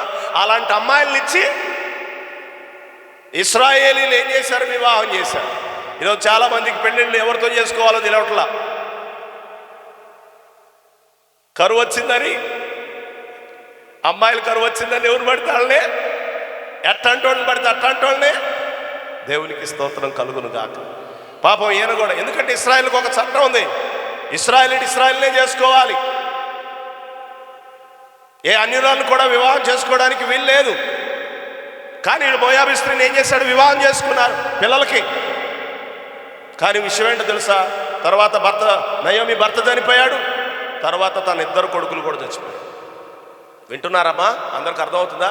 2 కొడుకులు కూడా చనిపోయారు. ఇక్కడ కరువు అక్కడ వచ్చిందని, మోయాబు దేశంలో మంచి బలంగా ఉందామని, స్ట్రాంగ్గా ఉందామని, ఈరోజు ఎంతో సుస్థిరంగా ఉందామని అక్కడికి వచ్చారు. నేను మరలా చెప్తున్నాను, ఆయన రెక్కల నీడ కింద తప్ప, ఆయన నామం క్రింద తప్ప, ఆయనను ఆశ్రయిస్తే తప్ప నీవు ఎక్కడ కూడా సురక్షితంగా ఉండలేవు, క్షేమముగా ఉండలేవు. రాసి పెట్టుకో. ఆయన నుండి నువ్వు బయటికి వెళ్ళిపోయావా నా ప్రియమైనటువంటి సోదరుడా, నీకు శ్రమలు, బాధలు, నిందలు, అవమానాలు, తీర్పులు ఇవన్నీ కూడా నీ మీదకి వచ్చేస్తాయి. అందుకే జాగ్రత్తగా గుర్తుపెట్టుకోండి, ఆయన లాంటి కృప చూపగలిగిన వాడు ఎవరు లేరు. ఎంత ఘోరమైనటువంటి పాపినైనా క్షమించి, ఎంత భయంకరమైనటువంటి మసిబొగ్గు లాంటి జీవితాన్ని ఆయన ఎర్రనివైన మన పాపములను కూడా తెల్లని హిమముగా మార్చగల సమర్థుడైన. పాపం చేసిన నిన్ను అసలు నీ పాపములను జ్ఞాపకం చేసుకోనకుండా మరుపనే సముద్రంలో పడవేసి అసలు నీ క్లీన్ చీట్ అంటే అర్థమైందా? అసలు నువ్వు ఏ పాపం ఫస్ట్ హ్యాండ్ పర్సన్ అన్నట్టుగా నిన్ను ఆయన చేయగల సమర్థుడు. అందుకని మనం ఎక్కడికి రావాలి? ఆయన రెక్కల నీడ కిందకి రావాలి. కానీ వీళ్ళు కరువు వచ్చిందని ఇక్కడికి వస్తే ఇక్కడ ఈ పరిస్థితి ఏర్పడింది. అమ్మ వింటున్నారా? అర్థమవుతుందా? ఇక నయోమి గారు ఇక చెప్తా ఉందన్నమాట. ఇక నయోమి అనే మాటకు అర్థం ఏంటంటే మధురము. యోధా బెత్లెహేములో ఉండగా ఆమె ఎలా ఉండేది? మధురంగా ఉండేది. మధురమైన ఆమె జీవితం ఇప్పుడు ఏమైపోయింది అంటే చేదుగా మారిపోయింది. మారాగా మారిపోయింది, చేదైపోయింది. భర్త చనిపోయాడు, కుమారులు కూడా చనిపోయారు. పరిస్థితి ఎంత దయనీయంగా ఉందో చూడండి. ఇక ఆమె యోధా బెత్లెహేములో ఆహారం దొరుకుతుందని మళ్ళా విని ఏం చేసిందంటే యోధా బెత్లెహేముకు ప్రయాణం అవడానికి సిద్ధమైంది. మరి ఇప్పుడు కొడుకులు పెళ్లి చేసిన కోడళ్ళు ఉన్నారుగా, 2 కోడళ్ళు మోయాబీ స్త్రీలు. ఒక ఆమె పేరేమో రూతు, ఒక ఆమె పేరేమో ఓర్ప. వీళ్ళు కూడా ఏం చేశారంటే ఏమతో కలిసి బెత్లెహేముకు బయలుదేరడానికి సిద్ధమైతే ఆ మంది, అమ్మాయి నా ఎమట వచ్చి మీరేం బాగుపడతారే, నా ఎమట వస్తే మీకేం మేలు కలుగుతుంది, మీరేం వయసులో ఉన్నాడు, నేనేం ముసలిదాన్ని, నేను ఇంక పిల్లల్ని కంటానా, మీరు పెళ్ళిళ్ళు చేసుకుంటారా? కాబట్టి ఎందుకు, మీ దేశంలోనే ఉండండి, మీ ప్రజల మధ్యలోనే ఉండండి, మీకు ఇష్టమైన అబ్బాయిలను పెళ్లి చేసుకుని హాయిగా మీ జీవితాలు మీరు జీవించండి అమ్మ అంటే. అమ్మ వింటున్నారా? అందులో ఒక కోడలు గారు రూతు గారు ఏం చేశారంటే అత్తగారికి మంచి ఆఫర్ ఇచ్చింది. అత్తగారిని ముద్దు పెట్టుకొని చక్కగా ఏం చేసిందంటే మోయాబు దేశంలోనే ఉండిపోయింది. కానీ ఇప్పుడు నేను నీతో ఓర్ప, అర్థమైందండి? ఓర్ప ముద్దు పెట్టుకొని అక్కడే ఉండిపోయింది. ఈరోజు చాలా జాగ్రత్తగా గమనించండి. ఇప్పుడు రూతమ్మ గారు, వింటున్నారా? రూతమ్మ గారు ఏమందంటే, అత్త అసలు నీ వెంబడి రావద్దని నన్ను అనొద్దు అత్త, నీ దేవుడే, నువ్వెక్కడుంటే అక్కడ ఉంటా, నీ జనమే నా జనం అత్త. ఆమె నన్ను గట్టిగా చెప్తామా? దేవునికి స్తోత్రం కలుగును గాక. ఒక మోయాబీరాలు ఒక అక్రమ సంతానము. అవునా, క్రైస్తవులుగా ఉండవలసిన వారు అన్యుల ఆచారంలోనికి వెళ్ళిపోయినటువంటి ఈ మోయాబీ దేశంలో ఉన్నటువంటి మోయాబీ సంతతి చెందినటువంటి రూత్ అనే ఆమె ఏం చేసిందయ్యా అంటే, అలాంటి దయనీయమైనటువంటి పరిస్థితిలో ఆ ముసల అత్తమ్మమ్మడు బయలు ఏం చేసిందండి, యోధా బెత్లెహేముకి వచ్చింది. ఇశ్రాయేలు దేవుడైన యెహోవా రెక్కల నీడ కిందకు వచ్చింది. చప్పట్లు కొట్టి ఒకసారి దేవుని నామాన్ని మనం మహింపరచుదామా? దేవునికి స్తోత్రం కలుగును గాక. హల్లెలూయా. మనందరికీ తెలుసు ప్రియమైనటువంటి సోదరా, ఎప్పుడైతే ఆమె మోయాబు దేశంలో నుంచి యోధా బెత్లెహేముకి వచ్చిందో తన అత్తతో చెప్పింది, అత్త మన ఇద్దరు ఇంటికాడ ఉంటే మనకు ఫుడ్ ఎట్టత్త, కాబట్టి నేను పరిగెరకడానికి వెళ్తాను అత్త. ఏమేరటానికి? కోత అయిపోయిన తర్వాత మిగిలిన కాయలు ఏరుకుంటారే, అదే పరికంటే. ఆ పరిగెరటానికి వెళ్ళిందంట. అత్తగారు పర్మిషన్ తీసుకొని వెళ్ళింది. ఈరోజు కోడళ్ళు అట్ట అడుగుతారా? అబ్బో, ఏమనుకోమాకండి. దేవునికి స్తోత్రం కలుగును గాక. అత్తగారి పర్మిషన్ తీసుకొని, అత్తగారి అనుమతిని తీసుకొని, అత్తగారి యొక్క అవునా కదా మర్యాదతో ఆమె ఏం చేసింది అంటే పరిగెరుకోవటానికి వెళ్ళింది. ఎందుకంటే యవనస్తురాలు, యవన కాలంలో భర్తను కోల్పోయింది. పరిస్థితులు చాలా దయనీయంగా ఉంటాయి. కాబట్టి ఇప్పుడు అత్త అనుమతితో పరిగెరుకోవడానికి వెళ్ళింది. పరిగెవేరుతా ఉన్నది. ఏరక ఎవరి పొలంలో ఏరుతుందంటే బోయాజ్ గారి యొక్క పొలంలో ఏరుతా ఉంది. సరే, బోయాజ్ గారి పొలం యజమాని వచ్చేసాడు. కోత కోసే మేస్త్రి గారు ఉంటారు కదా, ఆ మేస్త్రి గారిని పిలిచి అడుగుతున్నాడు, అబ్బాయి ఆ అమ్మాయి ఎవరు అబ్బాయి అని అడిగాడు. అయ్యా మరి నయోమి అంటాయా, వాళ్ళ కోళ్ళు అంటాయా, మరి వచ్చిన కాడి నుంచి అసలు తీరిక లేకుండా పరిగెరుకునే పని మీదే ఉందయ్యా అని చెప్తాం ప్రారంభించింది. దేవునికి స్తోత్రం కలుగును గాక. హల్లెలూయా. నిజంగా ఆమెను చూడంగానే ఆయనకి ఏం పుట్టిందంటే దయ పుట్టింది. చప్పట్లు కొడదామా? నేను అదే చెప్తున్నాను. బోయాజు యేసుక్రీస్తుకు సాదృశ్యంగా ఉన్నాడు. మన దేవుడు ఎంతో కృపామయుడు. ఆయన కృప ఎంతో అమూల్యమైనది. ఆయనకు దయబుట్టి అన్నాడు, అమ్మాయి ఎవరి పొలంలోకి వెళ్ళమాకో, ఏ పనివారిని కూడా నువ్వు వెంబడించమాకో. ఇదిగో ఈ చేను కోస్తున్నారే, వాళ్ళనే నువ్వు వెంబడించమ్మా, ఈ చేలోనే పరిగెరుకోమ్మా. వింటున్నారా నేను మీతో చెప్పేది? మళ్ళా ఏ చేను పడితే ఆ చేనుకి వెళ్ళమాకమ్మా, నేను వారికి కూడా ఆజ్ఞాపిస్తా, ఈ యవనస్తురాల జోలికి మీరు వెళ్ళమాకండి అని. ఎంత సురక్షితమైన జీవితం వచ్చిందండి. ఒక భర్త లేని స్త్రీ, అవునా, ఒక మామ లేని స్త్రీ, ఒక విధవరాలైనటువంటి అత్తతో కలిసి జీవిస్తున్న ఆమె జీవితానికి అసలు ఇలాంటి భద్రత, ఇలాంటి సురక్షిత ఎక్కడ దొరుకుతుంది? అసలు ఈ మాటలు మాట్లాడిన తర్వాత ఆమె అన్నది, అయ్యా యజమానుడా, ఏం చూసయ్యా నా మీద ఎంత దయ చూపించావు, ఏం చూసయ్యా నా మీద ఎంత కరుణ చూపించావు అని అంటే ఆయన అన్నాడు, నీ అత్తకు చేసిందంతా నాకు తెలిసిందమ్మా. నీవు నీ జన్మభూమిని వదిలిపెట్టి, నీవు నీ స్వజనాన్ని వదిలిపెట్టి, అవునా, నీవు యెహోవా రెక్కల నీడ కిందకు నువ్వు వచ్చి సురక్షితంగా ఉండడానికి. ఆమె నేను గట్టిగా చెప్దామా? ఎక్కడికి వచ్చిందండి? ఒక మోయాబిరాలు, ఒక అన్యురాలు. అర్థమవుతుందండి? వారికి దేవతలు ఉన్నాయి, పద్ధతులు ఉన్నాయి, ఆచారాలు ఉన్నాయి, సాంప్రదాయాలు ఉన్నాయి, కట్టుబాట్లు ఉన్నాయి, సొంత ప్రజలు ఉన్నారు, సొంత జనాంగం ఉంది, బలంగానే ఉంది. అయినా వాటన్నిటిని వదులుకొని సురక్షితంగా ఉండడానికి ఆయన రెక్కల నీడ కిందకు వచ్చి, ప్రభుకు ఒకసారి స్తోత్రం చెప్దామా? హల్లెలూయా అని గట్టిగా చెప్దామా? చూడండి ప్రియమైనటువంటి సహోదరులారా, ఆ అన్యురాలైనటువంటి రూతు ఎవరో కాదు, అన్య జనాంగంలో నుండి దేవుడు ఎన్నుకునేటువంటి వధువు సంగమై ఉన్నదన్నమాట. దేవునికి స్తోత్రం కలుగునుగాక. ఆమె నన్ను గట్టిగా చెప్దామా? తర్వాత మనందరికీ తెలుసు ప్రియమైనటువంటి సోదరా, ఏ పొలంలో ఆమె పరిగెరుకుందో ఆ పొలానికే యజమానురాలైంది. హల్లెలూయా. అర్థమవుతుందమ్మా? అర్థం కావట్లేదా? ఒకప్పుడు ఆ పొలంలో పరిగెరుకున్నామే, ఇప్పుడు ఆ పొలానికి ఏమైపోయింది? భర్త లేని ఆమె తన వైధవ్యపు నిందను కూడా ఏం చేశాడు? దేవుడు తొలగించేశాడు. ఎందుకంటే ఎక్కడికి వచ్చింది? యెహోవా రెక్కల నీడ కిందకు వచ్చింది. ఆమె నన్ను గట్టిగా చెప్దామా? దేవునికి స్తోత్రం కలుగును గాక. హల్లెలూయా. అందుకనే ప్రియమైనటువంటి సోదరులారా, మొట్టమొదటి మానవుడు, మొట్టమొదటి కుటుంబము చేసినటువంటి ఆ పొరపాటును బట్టి జన్మతః మనమందరం కూడా పాపములో, శాపములో, అపరాధములో, దోషములో, అతిక్రమంలో, బలహీనతలో పడిపోయి మరణించి నరకంలో కాలిపోవలసినటువంటి అసలు దేవుడు లేని, యోగ్యత లేని జనాంగంగా ఉన్నటువంటి మనల్ని ఆయన ప్రేమించి ఆయన మన కొరకు కృప చూపి మానవుడుగా దిగి వచ్చి, ఆమె నన్ను గట్టి చెప్తామా, ఇప్పుడు ఆయనతో కూడా మనల్ని ఆయన ఏం చేస్తున్నాడంటే బ్రతికిస్తున్నాడు. అందుకే ఇప్పుడు మీరు ఏం చేయాలంటే ఆయన ఏం చేయాలంటే నమ్ముకోవాలి. ఆయన రెక్కల నీడ కిందకి ఏం చేయాలంటే రావాలి. అందుకే మలాకీ గ్రంథం 4వ అధ్యాయంలో చివరి మాట చెప్పి నేను ముగిస్తున్నాను, జాగ్రత్తగా వినండి ప్రియమైనటువంటి సలరా.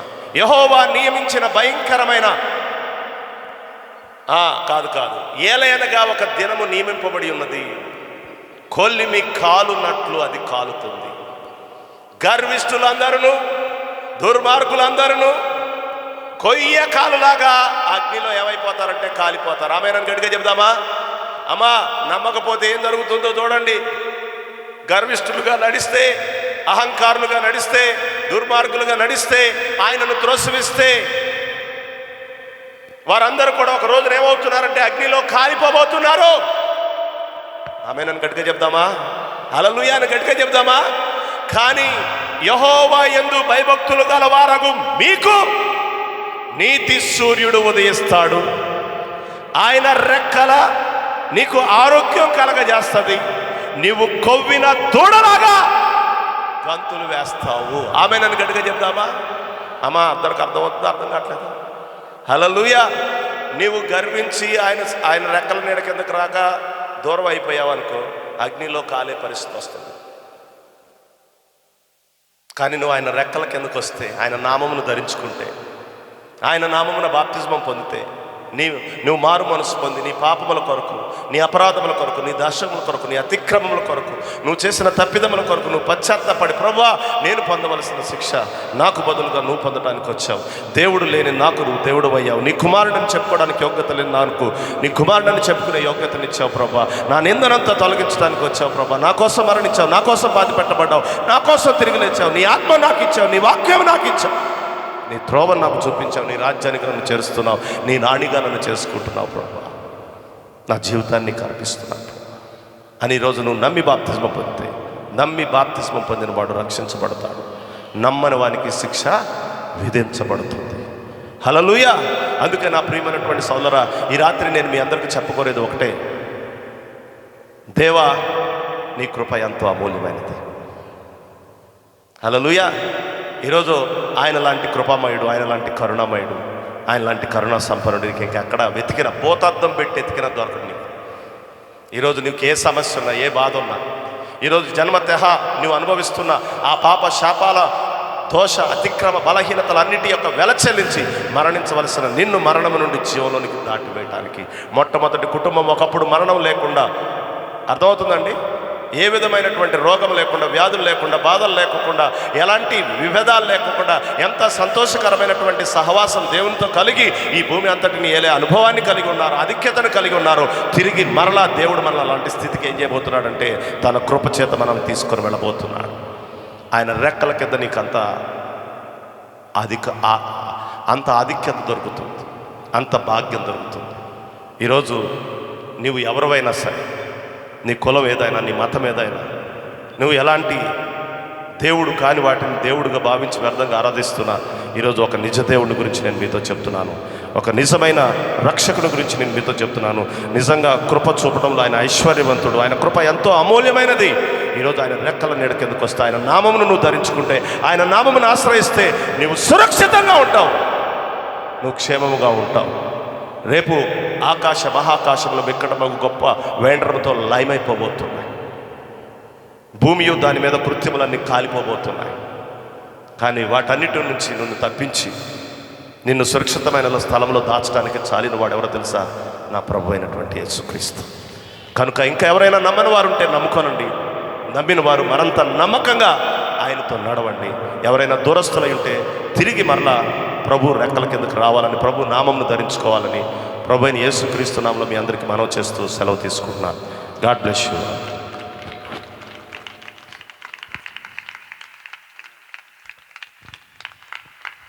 హల్లెలూయా. మీకు ఎలా ఉందో కానీ ఈసారి సభలో నాకు ఎగిరి గంతులు వేయాలన్నంత ఆనందం నిజంగా చెప్తున్నాను. నేను ఎవరిని పొగడను, ముఖ్యంగా నా సంఘస్థులు బాగా తెలుసు, ఎవరిని పొగడను అంటే పొగుడుతలే ఎప్పుడైనా ఉన్నది చెప్తున్నాను. ఎందుకనేనంటే అన్ని జనులకు కావాల్సినటువంటి వర్తమానం కొరకు నేను చేసిన ప్రార్థనకు ఒక ఫలితం ఈరోజు దొరికింది. చివరి రోజు సభ ఎట్టు ఉంటుంది మామూలుగా, అందుకే గత సంవత్సరం అయితే జయకుమార్ అయ్య గారిని చివరి రోజు చెప్పండి అయ్య గారు అన్నారు. కానీ సంవత్సరం కొంచెం పెద్ద అయ్య గారులు అని చెప్పేసి ఉన్నాయి కదా, కొన్ని పెద్ద అయ్య గారులు, కొంచెం చిన్న అయ్య గారులు అని కొన్ని ఉంటాయి, తప్పదు, మీకు తెలియదు కొన్ని. ఐదేమైనా ఆమేన్ హల్లెలూయ. అరే బాబు అరే ఎక్కడికి 2 minutes కూర్చోండి. మా వాలంటీర్లు వెళ్ళిపోయి మీకు భోజనాలు సిద్ధపరచ పరిగెత్తున్నారు, ఎక్కడ మీరు భోజనం చేయకుండా వెళ్ళిపోతారని సిద్ధపరిచేదా కూర్చుంటారు వీళ్ళు. ఆమేన్ హల్లెలూయ హల్లెలూయ. అయ్యగారు అన్నారు మొహమాటంగా అంటున్నారు, కాదు, మంచి ప్రేమ విందు, మంచి ప్రేమ విందు, కక్క ముక్కలు కాకపోయినా ప్రేమతో వడ్డిస్తారు. ఆమేన్ హల్లెలూయ. చాలా సంతోషం. రెక్కల క్రిందకి ఆమేన్. ప్రయాసపడి భారము మోసుకున్న సమస్త జనులారా ఈరోజు వర్తమానం ఏంటంటే, నా యొద్ద కనుక నా రెక్కల క్రిందకి రండి. హల్లెలూయ. నేను చెప్తున్నా, నేను ఇక్కడ నుండి వర్తమానం వింటూ నా స్నేహితులు కొంతమంది ఉన్నారు వెనకాల, రెగ్యులర్గా చర్చికి రాదు, కానీ యేసుప్రభు అంటే భక్తి ఉన్నోళ్ళే ఇక్కడ ఉన్నారు. అయ్యగారు చెప్తుంది నీకు అర్థమవుతుందా అని అడుగుతున్నా ఒక్కొక్కరి దగ్గరికి వెళ్ళి. అర్థమవుతుందా అంటున్నారు కానీ కొంచెం బ్లాంక్గా ఉంది, అవునా కదా? అంటే అయ్యగారు చెప్పే వర్తమానం మీకు తెలిసిన వాళ్ళ సంగతి కాదు నేను అనేది. నేనేం చెప్పుకున్నాను తెలుసా? గుర్తుపెట్టుకో, రేపు మళ్ళీ విడిగా నన్ను కలిస్తే నేను చెప్తానని చెప్పుకున్నాను. ఎందుకని అంటే పునాది వేస్తారు అయ్యగారు, దాని మీద కట్టుకుంటా ఇక్కడి నుంచి. దేవునికి స్తోత్రం. సమస్త జనులారా ఏం మోస్తున్నారు? ప్రయాసపడి భారం మోస్తున్నారు. ఆ సర్పం పెట్టినటువంటి పాప శాపపు భారాన్ని మోస్తున్న వారులారా, అందుకే మీకు రోగాలు, అందుకే మీకు వాస్తుకు సంబంధించినటువంటి ఇబ్బందులు, రోగాలు ఉన్నటువంటి వారులారా స్వస్థత. ఆ పాపం పోతే పోతుంది. అందుకే నా దగ్గర రండి అన్నాడు, నా మీద వేయండి అన్నాడు. ఏ దేవతైనా ఏ మనుషుడైనా నీ పాపం నా మీద అంటాం మీరు విన్నారా? నేను ఒక పౌరోహిత్యంలో నుంచి వచ్చినటువంటి వాడిని. సహనావవతు సహనోపనత్తు సహవీర్యంకర వావహై తేజస్వినావధేతమస్తు మా విద్విషావహై అని పలుమార్లు గొంతెత్తి అరిచినాడు. పాపోహం పాప కర్మాహం పాపాత్మదేవ పాప సంభవ అని పలుమార్లు పలికిన వాడిని. కానీ నాకు దేవుడు ఎలా కల్పించాడంటే, దేవతలు కనపడ్డారు కానీ వల్ల కావట్లా. ఎట్లాగంటే ఒక చిన్న పిల్లాడు ఎక్కడున్నాడు, ఒక చెరువులో పడిపోయాడు. పడిపోయి ఒడ్డుకు రావడానికి చాలా ప్రయాసపడుతూ ఉంటే ఒక వ్యక్తి అటు దారింటి వెళ్తూ వాడిని చూసి, ఏం చేయాలి మీరు చెప్పాలి, ఏం చేయాలి మీరు చెప్పండి, పర్లేదులే నాతో మాట్లాడచ్చు. అయ్యగారులు మన సభలో చెప్పే అయ్యగారులు మాట్లాడేటప్పుడు మాత్రం దయచేసి ఎవరు మాట్లాడకండి, నేను మాట్లాడేటప్పుడు సమాధానం చెప్పాను. దేవునికి స్తోత్రం. చెప్పండి ఏం చేయాలి, కాపాడాలి కదా. వాడితో వీడు అంటున్నాడు, రే నీవు గత జన్మ పాపముల చేత బంధించబడిన వాడు, అందుకే నీ కర్మ ఫలితం ఆ విధంగా ఉన్నది, నీవు ఈ జన్మలో ఖచ్చితంగా ఇది అనుభవించవలసిందే అని వెళ్ళిపోయాడు. ఈ మెట్ట వేదాంతం వాడికి అవసరమా? కర్మ సిద్ధాంతాల మీద ఆరాధనలు చేసేవాళ్ళ గురించి మాట్లాడుతున్నాడు. ఒకటి అయిపోయింది. వీడు ఇంకా కొట్టిమెట్టాడుతున్నాడు, మునిగిపోతున్నాడు, లెగుస్తున్నాడు, చచ్చిపోయే పరిస్థితి వచ్చేస్తుంది. ఈ లోపల ఆ దారిని ఇంకోటి వెళ్ళాడు. నేను చెప్పాను కదరా, మీ ఇంటి కిటికీ ఆ పక్కన ఉంది, దాన్ని తీసి ఇటు మార్చమన్నాను కదరా, నువ్వు విన్నావా పెట్టావా? నీ ఇంటి వాస్తు పోగొకపోబట్టే ఇప్పుడు నువ్వు చేస్తున్నావు అని వీడు చెప్పేసి వీడి దాన్ని వెళ్ళిపోయాడు. అవునా కాదు? ఇప్పుడు జరుగుతున్నవి మీకు అర్థమవుతున్నాయా? ఓకే. ఇట్లా ఇంకొకడు వచ్చాడు, ఒరే శాంతి జరిగించమని ఎన్నిసార్లు చెప్పాను, శాంతి చేయమని చెప్పాను కదా, నువ్వు చేయలేదు, అందుకే నువ్వు ఎడబడ్డా సావు అని వెళ్ళిపోయాడు. వీడు ఇంకా చచ్చిపోతున్నాడు, దాదాపు ప్రాణం పోయే పరిస్థితి. ఇలా జరుగుతూనే ఉంది. వస్తున్నాడు ఎవడో ఒకడు ఏదో ఒకటి చెప్తున్నాడు, వెళ్తున్నాడు. అవునా కాదా? చాలామంది జీవితాల్లో జరుగుతున్నాయా లేదా? కానీ ఈ పిల్లాడి తండ్రికి తెలిసింది. ఏం తెలిసింది? ఈ పడిపోయాడని. ఉన్న పాటను పరిగెత్తుకుంటూ వచ్చేసి అమాంతం ఆ బురదగుంట్లో దూకేసి తన బిడ్డను అలా పైకి చేత్తో పట్టుకొని పైకి తీసుకుని వచ్చి వాడికి అంటినటువంటి ఆ మురికినంతా కూడా తొలగించి వాడిని కడిగి శుభ్రపరుస్తుంటే వాడు ఊపిరి అందకపోతే వాడి నోట్లో నోరు పెట్టి వాడికి మరలా ఊపిరిని ఊది చచ్చేవాడిని బ్రతికించి దాదాపు చచ్చిపోయిన వాడిని తిరిగి బతికించగలిగిన వాడు నిజమైన దేవుడు తండ్రి. ఈరోజు ఆయన పిలుస్తున్నాడు.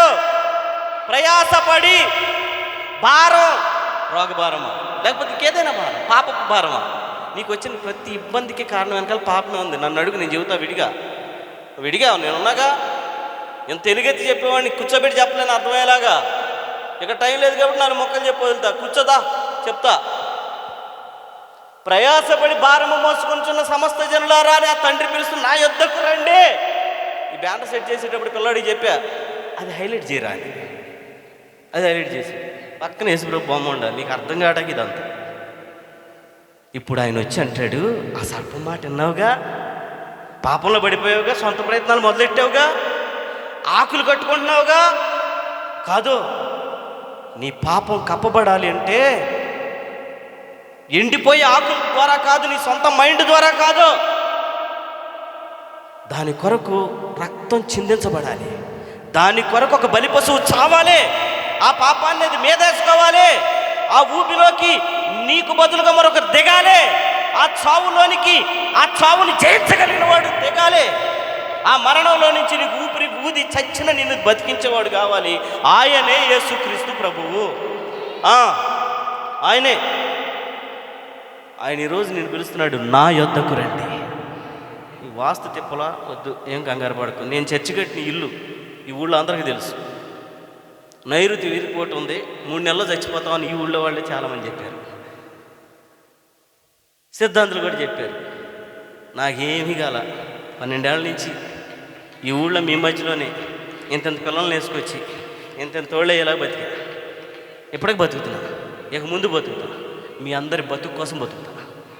దేవునికి స్తోత్రం. ఈ గ్రామం యొక్క రక్షణ కోసం బతికేస్తా. దేవునికి స్తోత్రం. హల్లెలూయా. నేనున్నాగా, రుజువు ఉన్నాగా. ఏ మంత్రతంత్రాలు ప్రయోగాలకు సంబంధించినటువంటి భారాన్ని మోస్తున్నావు నువ్వు? దేవుడు ఉన్నాడు ఇక్కడ, దేవత కాదు. దేవతలు పలు దేవతలు ఉన్నాయి నాన్న, రకరకాల దేవతలు ఉన్నాయి. కానీ దేవుడు నీ తండ్రి పిలుస్తున్నాడు, నా యొద్దకు రండి. నా రెక్కలను చాపాను. ఈరోజు వర్తమానంలో నా రెక్కలు చాపాను. దేంతో తెలుసా? నువ్వేదో ఉపయోగపడతావను, నీ వల్ల ఏదో లాభం ఉందను కాదు. కృప అంతే, అర్థం లేదు దానికి ఇది అని అర్థం చెప్పలేను. కృప అంటే అది. అని సుధాకర్ గారు, మీ వల్ల నాకేమైనా ఉపయోగం ఉందని అనుకుంటే నేను మిమ్మల్ని ఏదో పిలుస్తా. మీ వల్ల నాకేం ఉపయోగం లేదు, నా వల్ల మీకేం ఉపయోగం లేదు. కానీ మీరు నా కోసం ప్రాణం పెట్టేలాగా మీరు తయారైపోయారు. ఎందుకని? కృపే. దానికి పేరే లేదు, కృప. దానికి అర్థం వివరించడం కూడా కష్టం. ఏ భాష చాలదు. ఆ కృప రెక్కలు చాపి నేను నిన్ను కాపాడి భద్రపరుచుకుంటున్నా. ఆమేన్. హల్లెలూయా. ఈరోజు యేసుక్రీస్తు ప్రభు చెప్తున్నాడు, ఆ కృప చేతనే. హల్లెలూయా. మా అధ్యక్షుల వారిని చిన్న కోరస్ పాడదాము, ఏం పాడదాము అని అంటే, కృప గురించి అయ్యగారు ఎంత అద్భుతంగా చెప్పినప్పుడు కృప గురించే పాడదాం అన్నాడు. దేవునికి స్తోత్రం. మంచి బిడ్డ మాకు దేవుడు ఇచ్చాడు, మా అధ్యక్షుల వారిని. దేవునికి స్తోత్రం. వీళ్ళారు మీతో చెప్తున్నాను, ఈ సభలన్నీ కూడా ఏర్పాటు చేసింది నాగులూరు గ్రామ రక్షణ కోసం. మరి ఊరి బయట నుంచి ఇతర సంఘాల నుంచి వచ్చిన బిడ్డలు ఎవరో తెలుసా? ఈ గ్రామం కొరకు ప్రార్థన చేసి మనల్ని అందరినీ ప్రేమించి బిడ్డలై ఉన్నారు. అందుకే అంత దూరం నుంచి మనుషులు వచ్చారండి. ఇప్పుడు సభలో నాగులూరు గ్రామానికి సంబంధించినటువంటి అన్యులు ఎంతమంది ఉన్నారు అనేది లెక్కలు కడితే వచ్చిన వారి కంటే కూడా తక్కువ మంది అయినా ఒక్కొక్క మనిషి విలువ ఎంతో తెలుసా? 10,000 ప్రపంచాల కంటే ఎక్కువ. ఆమేన్. హల్లెలూయా. అందుకని మిమ్మల్ని ప్రేమించి వీళ్ళందరూ వచ్చారు. కనుక బిడ్డలారా, మీతో చెప్తున్నాను, మందిరానికి రండి. చాలా విషయాలు తెలుస్తాయి.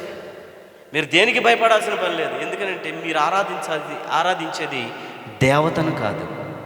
మిమ్మల్ని నడిపించేది, మిమ్మల్ని త్రిప్పేది మతంలోకి కాదు, దేవుడిలోనికి. దేవత వేరు, మతం వేరు, ఆచారాలు వేరు, అవసరాలు వేరు. ఇవన్నీ చాలా వేరుగా ఉంటాయి. కానీ అన్నిటికంటే ముఖ్యమైన వాడు పుట్టించిన వాడు చచ్చిపోయిన తర్వాత కూడా మనం తిరిగి బ్రతికించగలిగిన వాడు యేసుక్రీస్తు అనేటటువంటి ఆయన మన తండ్రి. ఆయన మన కొరకు చచ్చిపోయి తిరిగి లేచిన వాడు, మన పాపముల కొరకు తానే రక్తాన్ని చిందించిన వాడు. ఆ గొప్ప దేవుడి దగ్గరికి రమ్మంటున్నాం కానీ దేవతల దగ్గరికి కాదు, ఆచారాల దగ్గరికి కాదు, దేవుడి దగ్గరికి. నేను దేవుడి దగ్గరికి వచ్చినవాడిని. పురాణ ఇతిహాసాల గురించినటువంటి అవగాహన కలిగిన వాడిని, గొప్ప పండితుడిని అయితే చెప్పట్లేదు కానీ అవగాహన కలిగిన వాడిని. కనుక మీకు ప్రేమతో చెప్పేది ఏంటంటే, మీ కొరకు ప్రార్థన చేయడానికి ఎక్కడో జిల్లాల అవతల, కృష్ణా జిల్లా కానివ్వండి, ఓ మారుమూల ప్రాంతంలో ఉన్నటువంటి నన్ను దేవుడు దర్శనం స్థలంలోకి రప్పించింది కేవలం నాగులూరు గ్రామం యొక్క రక్షణ కోసమే. దానికి ఈ ఊరు రావడానికి ముందు దాదాపు ఒక 10 సంవత్సరాలు దేవుని సేవ చేసి, నాకు సొంత పరిచయం ఎక్కడిస్తావు ప్రభు అని అడిగితే ఒక దర్శనాన్ని చూపించి, ఆ దర్శనం ద్వారా దైవ సేవకుల యొక్క నడిపింపు ద్వారా ఈ స్థలంలోకి గత 14 ఏళ్ల క్రితం ఈ స్థలంలోకి వచ్చాను. కనుక బిడ్డలారా, మీ అందరికీ ప్రేమతో చెప్పేది ఏంటంటే, మన మందిరంలోకి రండి. ఏ మందిరానికి వెళ్ళండి. ఒకవేళ సుధాకర్ అయ్య గారు అనుకోవచ్చు ఇతర సంఘాల కోసం అక్కడ కాదు, ఏ మందిరానికి వెళ్ళండి ఇక్కడ ఉంటే మా మందిరానికి రండి. ఆమేన్, హల్లెలూయా. మా మందిరానికి రండి, సందేహాలన్నీ తీర్చేస్తా. విడిగా కూర్చోండి, మాట్లాడండి, మాటలు చెప్పించుకోండి. చాలామంది పాస్టర్ గారులు అంటే తల మీద చేసి వేస్తున్నాములో ఆమె నూనె పోసేసి అతలకి కాదు, నేను ఆ మంత్రగాడిని కాదు, నా ఈ చేతుల్లో ఏమీ లేదు, ఏ మహిమలు లేవు నా దగ్గర, వాక్యమే ఉంది, అదే చెప్తా, అదే నిన్ను బ్రతికిస్తుంది. ప్రభు మిమ్మల్ని దీవించునుగాక. హల్లెలూయా, హల్లెలూయా. రండి అధ్యక్ష, రండి, కోరస్ పాడుకుందాం, లేచి నిలబడి అందరం కూడా ముగించేసుకుందామా. రేపు వర్తమానము 9 గంటలకే ఇవ్వబడుతుంది. ఈరోజు మొదటి రోజు కాబట్టి కాస్త ఏర్పాట్ల మధ్యలో కాస్తంత లేట్ అయింది. రేపు వర్తమానము 9 గంటలకే ప్రారంభించబడుతుంది. అలాగే సభ కూడా 6:30కి ప్రారంభించబడుతుంది. కనుక దూర ప్రాంతం నుంచి వచ్చినటువంటి బిడ్డలందరూ కూడా 6:30 గంటలకే రండి, ఆరాధన చేద్దాం, పాటలు పాడదాం, అట్లా మరొక వర్తమానాన్ని విందాం, దీవించబడదాం. ప్రభు మిమ్మల్ని దీవించునుగాక. హల్లెలూయా. కృపా సత్య సంపూర్ణుడా, సర్వలోకానికే చక్రవర్తివి నీవే యేసయ్యా, సర్వలోకానికే చక్రవర్తివి నీవే యేసయ్యా, నా సన్మానానికే మహనీయుడవు నీవేనయ్యా, మహనీయుడవు నీవేనయ్యా, కృపా సత్య సంపూర్ణుడా, సర్వలోకానికే చక్రవర్తివి నీవే యేసయ్యా, సర్వలోకానికే చక్రవర్తివి నీవే యేసయ్యా.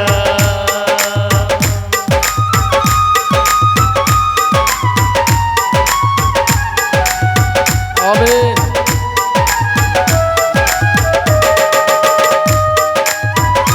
నైవేద్యాలు కోరే దేవుడు కాదు, బలులు కోరే దేవుడు కాదు, ఏ మేకనో ఏ కోడినో బలిచ్చే అని అరిచేవాడు కాదు, కోరకాలు వచ్చే దేవుడు కూడా కాదు. పడదాం.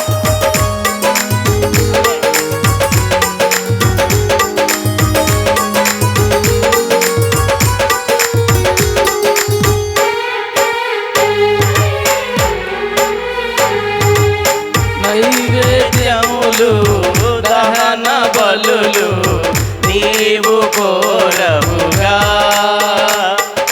ప్రాణాత్మ శరీరము బలి అర్పణగా,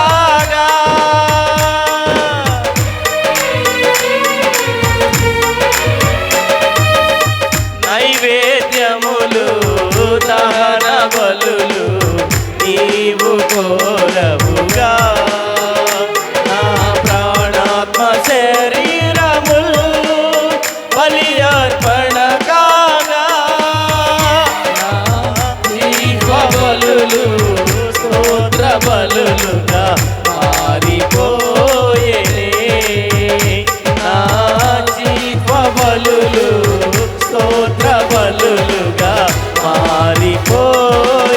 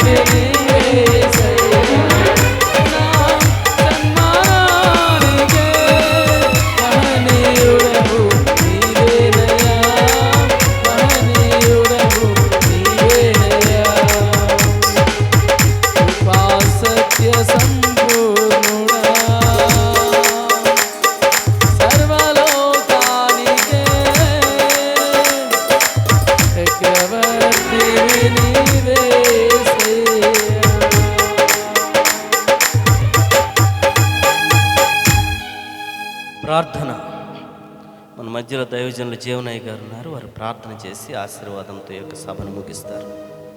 అందరం ఏకీభవించుదాం.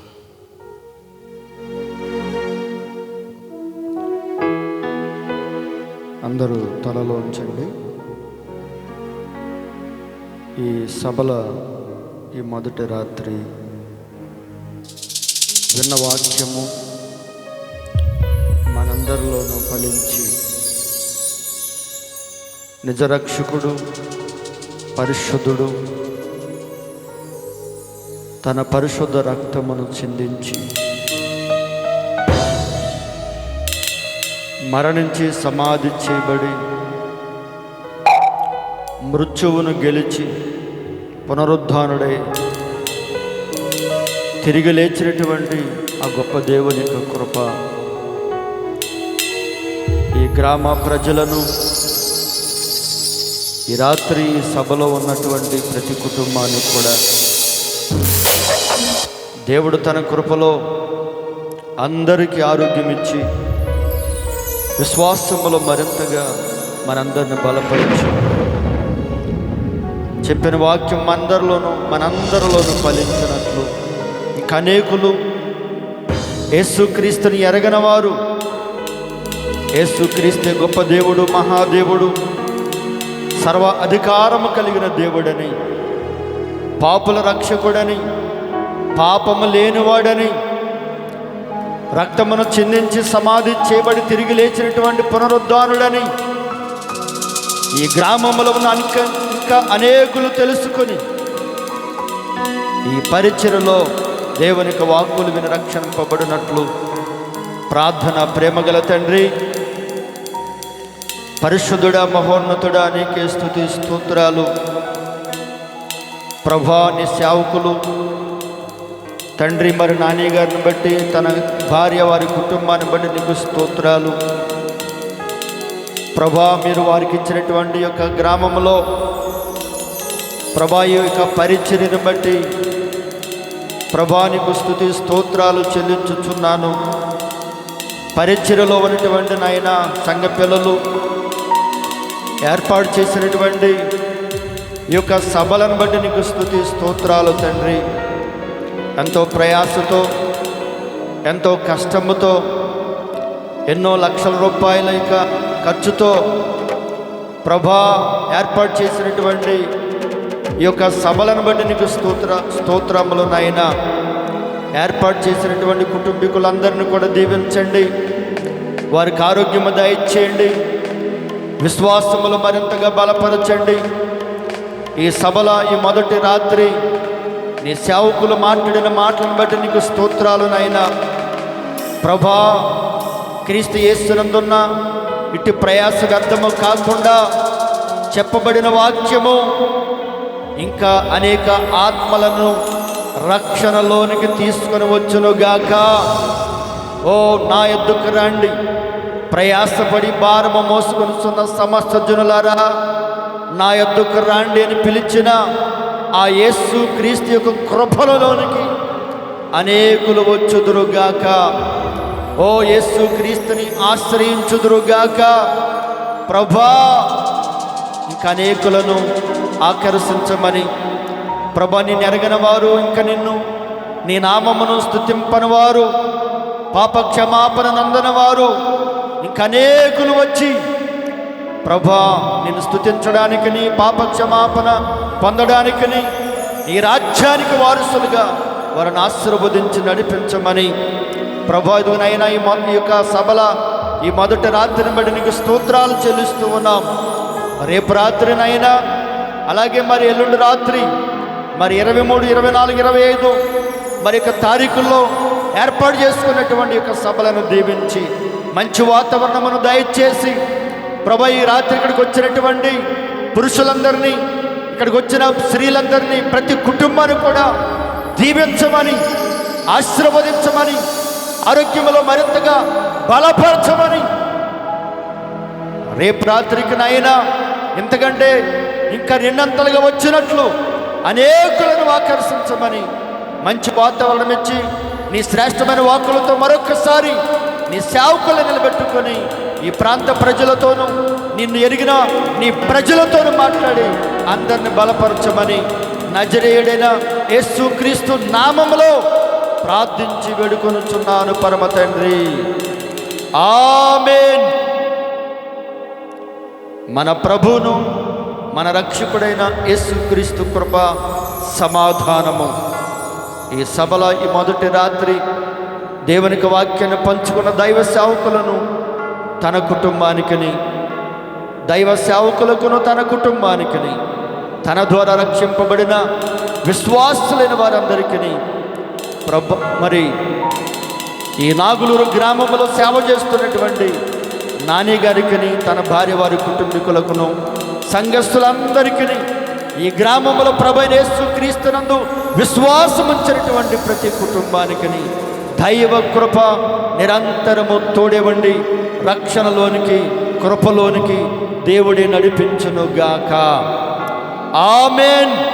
మన ప్రభువును రక్షకుడైన యేసుక్రీస్తు కృప సమాధానము ఈ గ్రామములో ఉన్న దేవుని పిల్లలైన వారందరికీ సదా నిత్యము తోడేవుని నడిపించునుగాక. ఆమేన్, ఆమేన్, ఆమేన్. God bless you. అందరికీ వందనాలు. ఈరోజు మనందరికీ కూడా వాక్య పరిచర్య చేసిన దైవజనులు జయకుమార్ అయ్య గారికి ప్రత్యేకంగా నేను వందనాలు తెలియజేసుకుంటూ, రేపు ఎల్లుండి కూడా మనందరి తరపున వారిని రమ్మని ఆహ్వానిస్తున్నాను. అద్దెలే అనుకున్న వాళ్ళు చప్పట్లు కొట్టొద్దు. మరి వారిని కోరుకుంటే మాత్రం వారు మన మధ్యలోకి వచ్చేలాగా మనం ఆహ్వానించుకుందాం. రేపు ఎల్లుండి కూడా మన మధ్యలో ఉంటారు వారు. నేను నమ్ముతున్నాను. వారైతే మాట నేను తీసుకోలేదు, కానీ నేను బలవంత పెట్టేస్తున్నాను. చాలా సంతోషం. అందరికీ కూడా ప్రేమ విందు సిద్ధపరచబడింది. అందరూ కూడా ప్రశాంతంగా భోజనం చేసి ప్రశాంతంగా